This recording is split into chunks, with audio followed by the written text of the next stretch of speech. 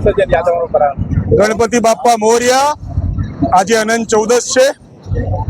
ગણપતિ બાપાએ 10 દિવસ સુધી લોકોને દર્શન આપ્યા, આશીર્વાદ આપ્યા, અને આજે આણંદ શહેરમાં ગણપતિ બાપા દર્શન આપતા આપતા લોકોને સુખના આશીર્વાદ આપશે અને આ વિસ્તાર ખૂબ સમૃદ્ધ થશે.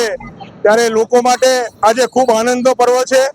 આણંદના દરેક ગણેશ યુવક મંડળો આજે ગણપતિ બાપાનું વિસર્જન કરવા પોતાના ડુંડાળા દેવને આજે વિસર્જિત કરવા નીકળ્યા છે.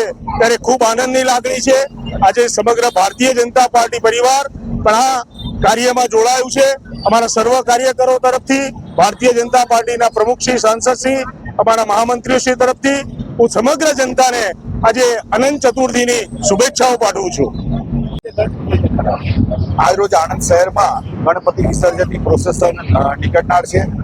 આ દરમિયાન કાયદો અને વ્યવસ્થાની પરિસ્થિતિ યથાવત જળવાઈ રહે અને કોઈ અનિચ્છનીય બનાવ ન બને તે માટે પોલીસ અધિક્ષક શ્રી જસાણી સાહેબની સૂચના અને માર્ગદર્શન હેઠળ આ સમગ્ર રૂટ ઉપર, ફિક્સ પોઈન્ટ ઉપર તેમજ વિસર્જનવાળી જગ્યાએ પૂરતો પોલીસ બંદોબસ્ત ગોઠવવામાં આવેલો છે અને આ શોભાયાત્રા દરમિયાન કોઈ પણ અનિચ્છનીય બનાવ ન બને તેના માટે મોટી તકેદારી રાખવામાં આવી છે.